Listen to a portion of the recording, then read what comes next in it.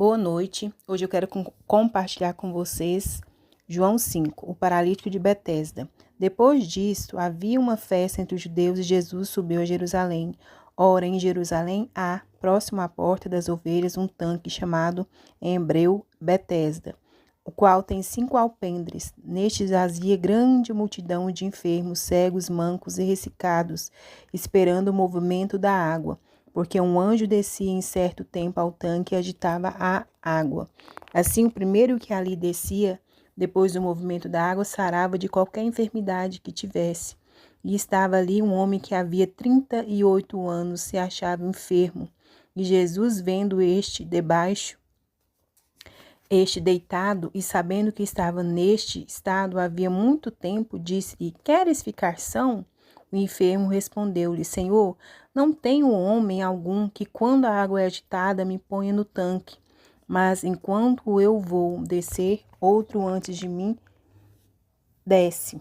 Jesus disse-lhe: Levanta-te, toma o teu leito e anda. E logo aquele homem ficou são e tomou o seu leito e andava. E aquele dia era sábado.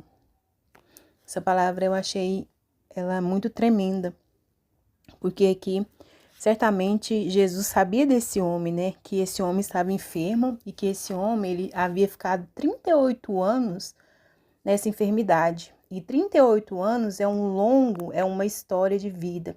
E nesses 38 anos, pode ser que esse homem tenha se acostumado com a sua enfermidade, acostumado com o seu sofrimento, com as suas dores.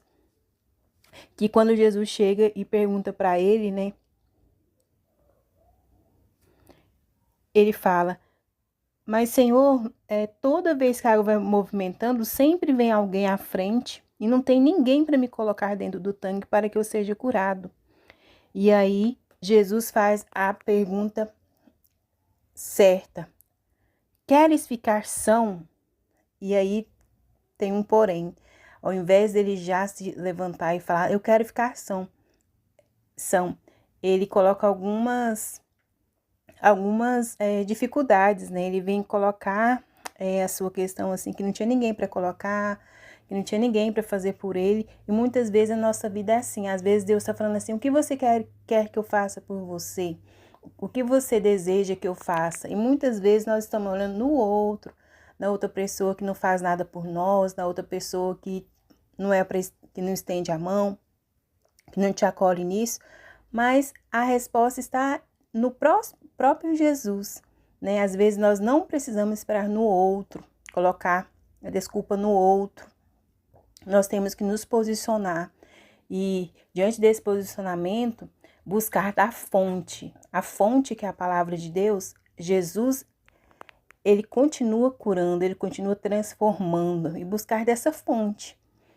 Não tem pessoas que me ajudaram. O meu pai e minha mãe não fizeram isso por mim. A minha filha não fez isso por mim. O meu marido não fez. Mas às vezes nós temos que olhar para nós e falar: Senhor, eu quero ser curado. Eu tenho buscado alternativas, mas eu não tenho conseguido enxergar. E muitas vezes nós temos que olhar para nós e reconhecer que nós mesmos colocamos impedimentos para que Deus não faça nas nossas vidas. Nós que temos impedido Deus de fazer, não é as pessoas, somos nós mesmos. A ponto de sempre buscar: Senhor, eu quero ser curada. E nesse dia, Jesus falou para ele, né? Levanta-te, toma o teu leito e anda. E aquele homem ficou são.